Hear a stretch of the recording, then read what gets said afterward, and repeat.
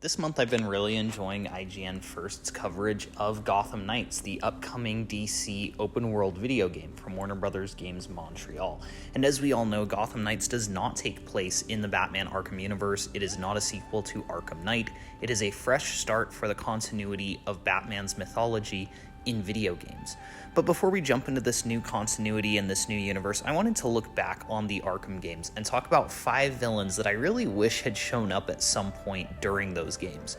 Rocksteady was renowned for their character design, for designing really compelling boss battles and set pieces and level design around the villains, and these are 5 additional characters that never happened to show up that I really wish we could have seen Rocksteady's take on. So starting in at number 5, I have Carmine Falcone. Falcone has a lot of references made to him in the Batman Arkham series. His shipping yard shows up a handful of times, and his son Alberto actually briefly appears in Batman Arkham Origins, but Carmine himself never quite shows up.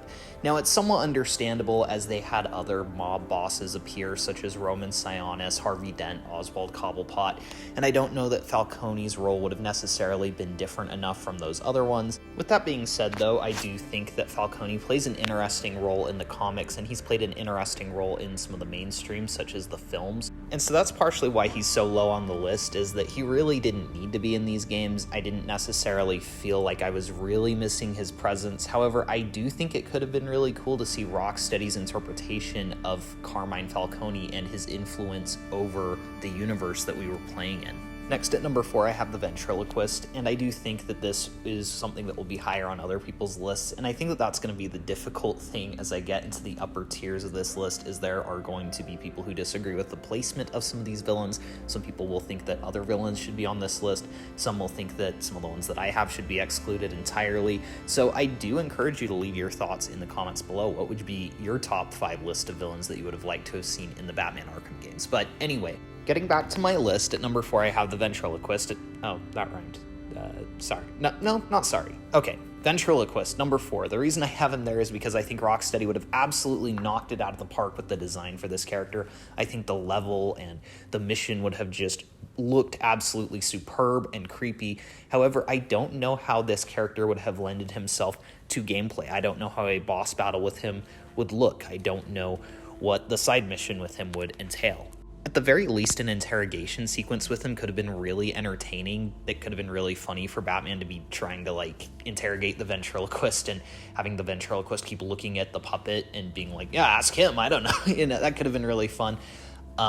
I don't know that he lends himself to gameplay as much as some of the upper tier characters on this list. However, it would have been really cool to see this character in the games. So as we get to number 3, I want you all to remember that incredible Killer Croc encounter in Arkham Asylum and how tense it was and how great of a set piece that all was. And as I get into number 3, I want you to just think about how Rocksteady could have replicated and improved upon that in a sequel with the villain Ratcatcher. Ratcatcher is one of those villains that is somewhat interesting in the sense that he is fairly well known, but most people don't know much more than his shtick, his basic abilities, and don't really know much else about him. And I think that that would have been a great opportunity for Rocksteady to really reinvent the character into their universe. There could have been an amazing set piece and boss battle, a great chase sequence with rats or something through the sewers. I think that it could have been really deeply compelling, creepy, interesting, and would have just really fit into Rocksteady's toolbox very nicely in the Arkham series. I would have loved to have seen an encounter with him in Arkham City or Arkham Knight. And while we didn't see him again, like most of the characters on this list, there were a reference or two dedicated to this Batman villain. I get the feeling that number 2 is going to be another somewhat controversial one because I have Maxie Zeus. Now, Maxie Zeus is another one that a lot of people see as a joke, but I think that, once again, that's what makes him really interesting in the sense that Rocksteady could have really reinvented this character, made him more compelling or creepy than most people view him as. Again, I think that this is a character that gets different mileage based on the source material that people have checked out for him. But basically, it's a character who literally thinks he is Zeus, the god of lightning, and I think that Rocksteady could have had a lot of fun balancing seriousness with a sense of humor for him. There could have been a really fun boss battle involving lightning. Maybe even in Arkham Origins, Warner Brothers Games Montreal could have included him, where you have your shot gloves and you get to beat the crap out of him with electricity, which is what he thinks is his strength. Again, the Arkham games did a great job of balancing seriousness with a sense of humor, and I think that this is a character that could have fallen very nicely into that criteria. He could have been a really fun side mission to engage in, and again, it's just another character that I think it could have been interesting to see. So before I get to number one, I want to go through a list of notable mentions, honorable mentions. We've got Killer Moth. He's a fan favorite. I know a lot of people really wanted to see him.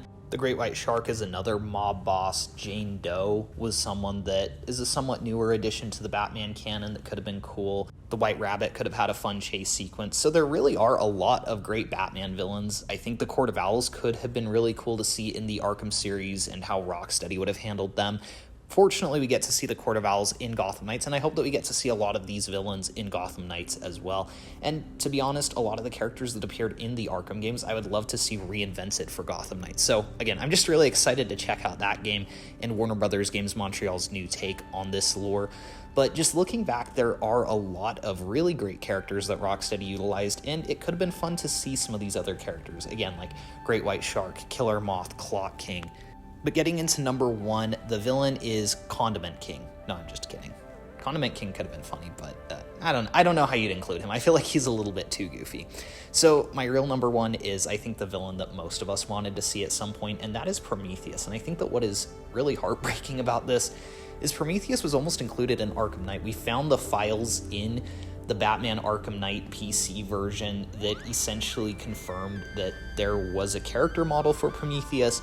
There was a planned side mission in Seasons of Infamy, as far as we can tell, but ultimately it never saw the light of day just due to time constraints. And it's really been confirmed by Rocksteady employees themselves that this was a scrapped piece of Batman Arkham Knight. But this is a character that really had a lot of potential, both from a narrative perspective and from a gameplay perspective. Prometheus is essentially the opposite of Batman. His parents were killed by the police, and so he is always seeking redemption for these criminals who he feels are being targeted by the justice system. And he wears a visor that really helps him in combat. So that could have been a fun boss battle where you're trying to damage his visor so that he's less effective at combat. It could have been the boss battle to free flow combat, as the Mr. Freeze boss fight was a boss fight for the stealth system. You would have had to use every piece of free flow at your disposal, find his weaknesses, find ways to get into the openings and damage his visor.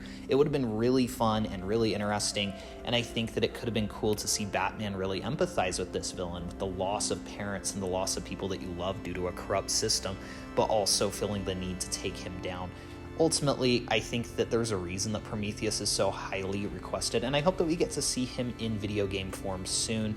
I think he's a very underutilized Batman villain, and I'm excited to see a more mainstream take on the character. So that's my list. Again, let me know in the comments below what 5 villains or more would you have liked to have seen in the Batman Arkham series. Thanks you guys so much for watching. Please be sure to like and subscribe if you enjoyed the video, and we'll see you guys in the next one.